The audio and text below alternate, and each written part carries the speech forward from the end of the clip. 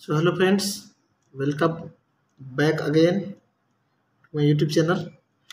तो आज जो हम टॉपिक लेके आए हैं वो C13NMR का ही है और मज़ेदार टॉपिक है। मजा लीजिए इसका, ठीक है। तो इसमें हमको देखना है calculation of approximate chemical shift value. इससे पहले जो वीडियो अपलोड हुआ है वो केमिकल शिफ्ट पे था, जो C13NMR का केमिकल शिफ्ट था, है ना। अब हमको देखना है C13NMR का केमिकल शिफ्ट वैल्यू कैलकुलेट कैसे किया जाता है। इसका कोई फार्मूला है क्या, कुछ बेस वैल्यू होता है क्या? जैसे वुडवर्ड-फाइजर नियम में हमने देखा था कि उसका कुछ बेस वैल्यू था, सब्स्टिट्यूएंट आते थे, उसमें कुछ कुछ क्या बोलना चाहिए, लेमडा जो है जुड़ जाता था। ऐसा यहाँ भी देखते हैं क्या है, ऐसा कुछ खेल है क्या इसमें, है ना। C13NMR स्पेक्ट्रोस्कोपी में केमिकल शिफ्ट वैल्यू के अप्रोक्सीमेट डाटा कैलकुलेट करने के लिए हर प्रकार के मॉलिक्यूल का एक स्पेसिफिक क्लास होता है। अब यहाँ पे मैंने इसलिए लिखा स्पेसिफिक क्लास, मतलब एल्केन है तो एल्केन का पूरा एक डाटा होगा, एल्कीन है तो फिर उसका कुछ अलग डाटा होगा, है ना, कुछ बेस वैल्यू होगा, ठीक है। एल्काइन है तो कुछ इस टाइप से, है ना। तो ऑर्गेनिक में तो जनरली हाइड्रोकार्बन से रिलेटेड कंपाउंड ही आता है, ठीक है। अब हो सकता है एल्केन के साथ में हाइड्रोक्सिल ग्रुप जुड़ा हो या फिर कोई क्लोरीन जुड़ा हो, है ना, जिसमें किसी स्पेसिफिक फंक्शनल ग्रुप के सब्स्टिट्यूएंट होने पर वैल्यू क्या होता है, चेंज होते जाता है, ठीक है। एग्जाम्पल के लिए देख लेते हैं एल्केन का। अब यहाँ सबसे पहले हम अनसब्स्टिट्यूटेड एल्केन ले लेते हैं, जिसका एब्जॉर्प्शन लगभग कितना होता है, 60 ppm तक होता है ना।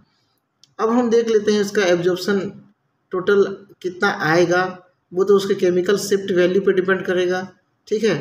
तो जो इसका यूनिट होता है मेथेन, है ना, मेथेन, ये इसका बेस वैल्यू है। इतना जो है आपको हर मेथेन में है, कोई भी हाइड्रोकार्बन होगा, मेथेन का बेस वैल्यू आपको जोड़ना होगा, ठीक है। ये हो जाता है माइनस क्या बोलना चाहिए 2.5 ppm, ठीक है। ये आपको याद रखना है, यहाँ पे इम्पोर्टेंट चीज़ है यहाँ का। अब देख लेते हैं calculation of chemical shift in straight chain alkane. Straight chain alkane के लिए हमको क्या करना है, सबसे पहले तो बेस वैल्यू लेना है 0.02.5। उसके बाद में अल्फा बीटा गामा पोजीशन को क्या करना है, समेशन कर देना है। उसकी एक स्पेसिफिक वैल्यू होती है। पहला वैल्यू याद रखो 9.1, दूसरा वैल्यू याद रखो बीटा पोजीशन के लिए, ये अल्फा पोजीशन के लिए है, 9.4 बीटा पोजीशन के लिए है। और एन जो है यहाँ पे number of carbon, alpha carbon कितना है, बीटा कार्बन कितना है, गामा कार्बन कितना है। देखो गामा पोजीशन के लिए भी वैल्यू सेम इसी टाइप का है, -2.5, और डेल्टा कार्बन से ज़्यादा जो भी होगा उसके लिए वैल्यू आती है 0.3, है ना, 0.3 ये पॉजिटिव में आती है, ठीक है। तो इस तरह से ये वैल्यू आपको याद रखनी है। 9.1, 9.4, 0.2.5 ये माइनस में है, बाकी 0.3, 4 वैल्यू याद रहेगा लाइन से। बेस वैल्यू तो याद ही हो गया, 2.5 माइनस में, है ना, 9.1, 9.5, 2.5, 0.3, 2.5 यहाँ पे क्या होगा, माइनस में होगा, ठीक है। तो यहाँ पे एन अल्फा क्या है, अल्फा नंबर वाला कार्बन का संख्या, ठीक है, और जो किससे जुड़ा हो, उस कार्बन से जुड़ा हो जिसको हम स्टडी कर रहे हैं, जिसके लिए हम डेल्टा का मान निकाल रहे हैं, ठीक है। आगे सब समझ में आएगा।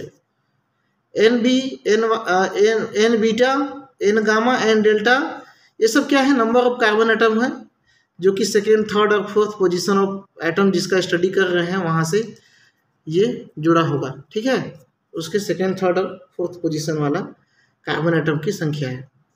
एक टेबल में यहाँ पे दिखा रहा हूँ, बाकी टेबल में बुक से ही आपको डायरेक्ट दिखाऊंगा, क्योंकि इसको डाटा को लिखते जाना इतना थोड़ा डिफिकल्ट है। यह जो टेबल है वो C13 शिफ्ट पैरामीटर है in linear and branch hydrocarbon. Alpha beta gamma और डेल्टा का वैल्यू तो हमको मालूम ही है, 9.1, 9.4, गामा में 2.5 और डेल्टा में 0.3। गामा क्या है यहाँ पे माइनस है, हमेशा मैं बार बार बोल रहा हूँ, ठीक है। ये हो गया। अब यहाँ पे 1 डिग्री ब्रैकेट में क्या दिया है, 3 डिग्री। इसका मतलब क्या है, 1 डिग्री ब्रैकेट में यहाँ पे 3 डिग्री कहने का मतलब क्या है कि जैसे मान के चलो ये कार्बन है, इसका हमको स्टडी करना है, इसका हमको शिफ्ट वैल्यू निकालना है। तो ये तो प्राइमरी कार्बन हो गया, ठीक है। लेकिन इससे जुड़ा हुआ जो कार्बन है वो क्या है, टर्सरी है। 1 2 3 ग्रुप जुड़े हुए हैं, खुद भी जुड़ा हुआ है ना, 1 2 3, तो ये क्या होगा, टर्सरी कार्बन हो गया। इस तरह से प्राइमरी कार्बन से जुड़ा हुआ कार्बन क्या हो सकता है, टर्सरी हो सकता है। उसके लिए वैल्यू क्या होगा, -1.1। उसी तरह से टर्सरी से अगर सेकेंडरी जुड़ा होगा तो -3.7, देखो पॉइंट सब छूटा हुआ है। प्राइमरी से क्वाटरनरी अगर जुड़ा होगा, चारों तरफ कार्बन ही कार्बन जुड़े हों, तो वो क्या हो जाएगा, -3.4। टर्सरी से अगर टर्सरी जुड़ा है तो -9.5। सेकेंडरी से अगर टर्सरी जुड़ा है तो -2.5, है ना, ये वैल्यू सेम है। अगर क्वाटरनरी से प्राइमरी जुड़ा हुआ है, मतलब क्वाटरनरी से अगर मेथिल ग्रुप जुड़ा होगा तो क्या होगा, 1.5, ठीक है। इसी तरह से सेकेंडरी से क्वाटरनरी जुड़ा है तो 0.7, सॉरी 7.2 भी माइनस में। क्वाटरनरी से सेकेंडरी जुड़ा है तो -8.4, ठीक है। तो ये डाटा आपको कम से कम इतना डाटा याद रखना चाहिए, क्योंकि आपको एग्जाम में इसको लिखना है, इसलिए कम से कम इतना डाटा आप याद करके जाओगे। 2-3 बार लिखोगे तो याद हो जाएगा। अल्फा बीटा गामा डेल्टा का तो वैल्यू ऐसे ही याद हो जाएगा कैलकुलेशन करते करते, लेकिन कम से कम इतना वैल्यू एक आध एग्जाम्पल देके समझाओगे तब ना जी, ठीक है। तो ये हमें एक एग्जाम्पल लेके समझाया हूँ, बाकी मैं बुक से दिखा दे रहा हूँ, क्योंकि इसको नोट बना के मैं समझाने लायक चीज़ भी नहीं है, बस एक समझाया, बाकी सब समझ में आ जाएगा। तो यहाँ पे मैंने बताया प्राइमरी का टर्सरी के साथ में कॉम्बिनेशन, ठीक है। अब आगे आता है 3-मेथिल पेंटेन को हम एग्जाम्पल के रूप में ले लेते हैं। इसके सभी कार्बन एटम का केमिकल शिफ्ट हमको क्या करना है, पता करना है। तब क्या होगा, 3-मेथिल मतलब 3 पोजीशन में क्या ग्रुप जुड़ा है, मेथिल। पेंटेन मतलब 1 2 3 4 5, ठीक है। अगर हम कार्बन फर्स्ट के बारे में स्टडी करना चाहते हैं, इसका डेल्टा वैल्यू निकालना चाहते हैं, तो क्या होगा, डेल्टा वैल्यू सबसे पहले तो आपको बेस वैल्यू लिखना है 0.25। अल्फा कार्बन, इससे जुड़ा हुआ अल्फा कार्बन कौन सा है, ये वाला है, इसके लिए वैल्यू कितना हो जाएगा, 9.1, है ना। तो चूंकि अल्फा कार्बन कितना है, 1 है, इसलिए 1। अब देखते हैं बीटा कार्बन कितना है, बीटा कार्बन भी 1 है, तो 9.4 से 1 मल्टीप्लाई कर दिए, इसको भी जोड़ दिए यहाँ, इसको भी जोड़ेंगे किससे, गामा कार्बन से। तो गामा कार्बन यहाँ पे कितना है, 2 है, ये भी है, ये भी है, तो इसका वैल्यू क्या होता है, -2.5 इंटू 2, 2 है ना। उसके बाद में डेल्टा कार्बन कितना है, 1 है, तो ये क्या हो जाएगा, ये हो जाएगा आपका 0.3 इंटू 1। इसको कैलकुलेट करने पे क्या आता है, 11.3 ppm, ये आपका C1 का डेल्टा वैल्यू आता है, ठीक है। C1 का डेल्टा वैल्यू आता है। C2 का डेल्टा वैल्यू कैलकुलेट करेंगे तो क्या हो जाएगा, C2 देखो, C2 खुद क्या है, सेकेंडरी कार्बन है, 2 ग्रुप इससे जुड़े होते हैं, 2 कार्बन जुड़े होते हैं, सेकेंडरी ग्रुप जुड़ा हुआ है। अब वो जुड़ा किससे है, इधर तो प्राइमरी से जुड़ा है, इसका तो कोई वैल्यू नहीं आता, लेकिन जो टर्सरी यहाँ पे 1 2 3 कार्बन वाला जो टर्सरी कार्बन से जुड़ा है, उसके लिए वैल्यू क्या आता है, -2.5, ठीक है। ये वाला कार्बन क्या है, टर्सरी 1 2 3 कार्बन से जुड़ा हुआ है, ये क्या है, सेकेंडरी है 1 2, तो सेकेंडरी जुड़ा है किससे, टर्सरी से, ठीक है। इस वैल्यू को भी हम लास्ट में यहाँ पे ऐड कर देंगे, ठीक है, और एक ही है ये। सबसे पहले बेस वैल्यू 2.5, 9.1 इंटू 2, ये मल्टीप्लाई नहीं है, ये प्लस है, हर जगह गलत हो गया है, हर जगह गलत हो गया है, चलो सुधारेंगे इसको, ठीक है। यहाँ पे क्या हो गया, 9.1 इंटू 2, कोई दिक्कत नहीं है, क्यों, क्योंकि यहाँ पे इसका अल्फा कार्बन कितना है, ये भी अल्फा है, ये भी अल्फा है, 2 अल्फा कार्बन है, और एक अल्फा कार्बन में जो है वो टर्सरी के रूप में है, एक तो खैर मेथिल ग्रुप है, उसका तो हम यहाँ पे पहले जोड़ ही चुके हैं, ठीक है। मेथिन के लिए वैल्यू हम डाल ही चुके हैं, तो इसका तो दिक्कत ही नहीं है, ठीक है जी, डबल नहीं करना है उसको। तो यहाँ पे अल्फा कार्बन कितना हो गया, 2, तो यहाँ पे 9.1 इंटू 2, ये वाला और ये वाला, समझ में आना चाहिए ना। हाँ, अब आगे बढ़ते हैं, बीटा कार्बन कितना है, बीटा कार्बन भी कितना है, 2 है, तो बीटा वाला वैल्यू को भी 2 से मल्टीप्लाई किए। गामा कार्बन कितना है, 1 है, और यहाँ पे सेकेंडरी टू टर्सरी बॉन्ड 1 है, तो इसके लिए हम वैल्यू जोड़ देते हैं, कैलकुलेशन करते हैं तो हमको क्या आता है, डेल्टा वैल्यू 29.5 5 ppm। उसी तरह से कार्बन नंबर 3 को ले लेते हैं। कार्बन नंबर 3 में अल्फा सबसे पहले तो मेथिल ग्रुप जोड़ ही दिए हम यहाँ पे 2.5, है ना। तो इस वाला मेथिल ग्रुप को हम जो ब्रांच है उसके लिए नहीं जोड़ेंगे, लेकिन ये सेकेंडरी कार्बन, ये भी सेकेंडरी है, ये भी सेकेंडरी है, उसको जोड़ेंगे बाद में, ठीक है।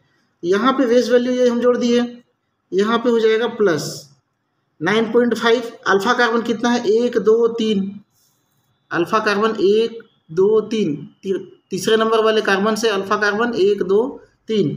यहाँ वैल्यू क्या हो जाएगा, C3 में अल्फा कार्बन की संख्या 3 प्लस 9.4 इंटू बीटा कार्बन कितने हैं, CH3 इधर भी है, CH3 इधर भी है, बीटा कार्बन की संख्या कितनी हो गई 2, प्लस गामा कार्बन यहाँ नहीं है, लेकिन ये जो वैल्यू है -3.7, ये किसके लिए है, सेकेंडरी टर्सरी कार्बन से सेकेंडरी कार्बन का जुड़ाव।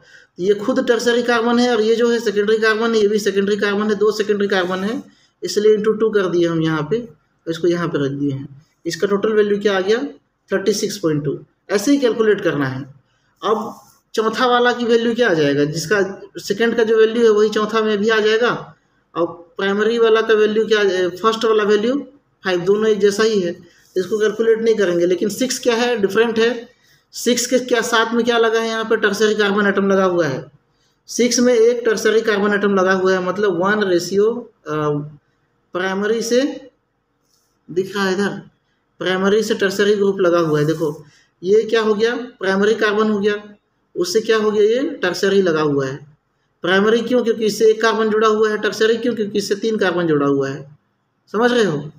तो इसके लिए अल्फा कार्बन ये होगा, बीटा कार्बन 2 हो गया, गामा कार्बन भी 2 हो गया, वैल्यू रख दो। अल्फा कार्बन 1 है, बीटा कार्बन 2 है, गामा कार्बन 2 है। सॉल्यूशन निकालने पर क्या आता है, 19.3। तो हम लिख सकते हैं सबकी वैल्यू को, है ना। C1 की वैल्यू क्या आ रही है, 11.3। C2 की वैल्यू क्या आ रही है, 29.5। ये रहा इसका शिफ्ट वैल्यू।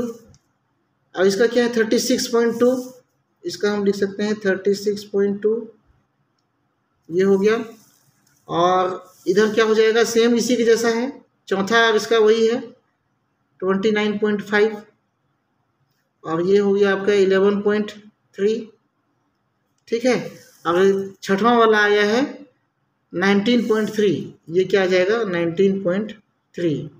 तो यहाँ पे ये वैल्यू क्या शो करता है, ये जो वैल्यू है, जितना भी यहाँ वैल्यू है, ये मैं रेड कर दे रहा हूँ, ये प्रत्येक कार्बन के एब्जॉर्प्शन को शो करता है C13 NMR में, अगर इन सबको जोड़ दें तो इसका एब्जॉर्प्शन जो होगा वो आपको मिल जाएगा, है ना। 30 40 50 60 70 80 90 समझ लो, 100 110 120, मतलब एक ब्रांच जुड़ा और ये क्या हो गया 120 के आसपास। मैं एक रफली जोड़ रहा हूँ, आप जोड़ के देख लेना के आसपास क्या करेगा। 3 मेथिल पेंटेन जो है अपना पीक तो कहाँ कहाँ देगा, इतना पे सब पीक देगा, लेकिन इसका टोटल एब्जॉर्बेंस उतना हो रहा है ना जी। 11.3 डेल्टा में एक पीक देगा, 29.5 में एक पीक देगा, 19.3 में पीक देगा। अब ये 29.5 में जो पीक देगा उसका एबंडेंस क्या हो जाएगा, डबल हो जाएगा, क्योंकि वैल्यू डबल है। 11.3 का भी एबंडेंस क्या हो जाएगा, ज़्यादा, इंटेंसिटी ज़्यादा हो जाएगा, ठीक है। तो इस तरह से इनकी एब्जॉर्प्शन जो है आती है, इस तरह से केमिकल शिफ्ट पाया जाता है, ठीक है। इसका केमिकल शिफ्ट इतना है, इसका केमिकल शिफ्ट इतना है, ठीक है जी। तो इसमें बस इतना ही मैं आपको चार्ट दिखा दे रहा हूँ, ठीक है, केमिकल शिफ्ट के लिए। बुक का नाम नहीं दिखा सकता आपको। तो ये क्या हो गया, chemical shift for some linear and branched chain alkene, ये एल्कीन्स के लिए है, एल्केन्स के लिए है, ठीक है। जैसे मेथेन है, एथेन है, प्रोपेन है, ब्यूटेन है, pentane, hexane, heptane, octane, नोनेन, decane, isobutane ने सबकी वैल्यू है carbon 1 carbon 2 carbon 3 carbon 4 carbon 5 तक का, ठीक है। मेथेन में बस एक ही कार्बन होता है, देखो -2.5 इसका शिफ्ट वैल्यू है, केमिकल शिफ्ट वैल्यू, ठीक है। इस तरह से होता है। अब एक और चार्ट दिखा रहा हूँ मैं आपको यहाँ पे। ये टर्मिनल और इंटरनल क्यों लिखा हुआ है? टर्मिनल मतलब लास्ट में जुड़ा होगा, इंटरनल मतलब बीच में कहीं जुड़ा होगा, तो उसकी वैल्यू अलग अलग से रखी जाती है। अगर CH डबल बॉन्ड CH2 अगर लास्ट में टर्मिनल ही होगा, ये तो है ना टर्मिनल, क्योंकि इधर कोई बॉन्ड नहीं बन सकता, इधर बॉन्ड बन सकता है, और तो टर्मिनल इसके लिए 20 जोड़ा जाता है। इस तरह से ये वैल्यू जो है जोड़ा जाता है। तो आप क्या करना, गूगल करना है ना, गूगल करके ये जो चार्ट है ना वो डाउनलोड कर लेना, ठीक है जी। चार्ट डाउनलोड कर लेना, और कुछ जो क्या बोलते हैं प्रॉब्लम मिलेगा इस तरह से, है ना, कुछ एरोमेटिक कंपाउंड के लिए, एल्कीन्स के लिए, उसको सॉल्व करने का प्रयास करना, ठीक है, सॉल्व करने का प्रयास करना। और यहाँ पे देखो डाटा भी कुछ और भी है बहुत सारा, जैसे साइक्लोफ्यूरेन के लिए है, ठीक है, इसका वैल्यू कितना है, सल्फेन के लिए है ना, NH अगर जुड़ा हुआ है, साइक्लो क्या बोलना चाहिए इसको, जो ही बोलना होगा, है ना, तो इन सब के लिए डाटा जो है दिया हुआ है। ppm कितना में ये क्या कराते हैं, केमिकल शिफ्ट दिखाते हैं, ठीक है जी। तो इस वीडियो में बस इतना ही, मुझे बस समझाना था कि केमिकल शिफ्ट का कैलकुलेशन कैसे करते हैं। आई होप आपको समझ में आ गया होगा, ठीक है। बाकी ज़्यादा कुछ समझाने लायक यहाँ पे कुछ है ही नहीं, यहाँ पे सिर्फ एक्सरसाइज करने लायक चीज़ें हैं। तो आप जो है ना गूगल करिए, क्वेश्चन ढूंढिए और एक्सरसाइज करिए। अगर ये चीज़, एक चीज़ अलग है कि अगर आपको ये क्वेश्चन एग्जाम में पूछता है तो जितना मैं लिखा हूँ कम से कम इतना बता दोगे तो कुछ मार्क्स तो आपको मिल ही जाएगा। अब कितना मार्क्स मिलेगा मैं नहीं कह सकता इसमें कुछ, ठीक है, समझ में आ रहा है जी, है ना। बाद में ये कहना कि भाई कम था या अधिक था, ऐसा कहना थोड़ा गलत हो जाएगा। चैनल में बने रहने के लिए बहुत बहुत धन्यवाद। आप सभी का दिन शुभ हो।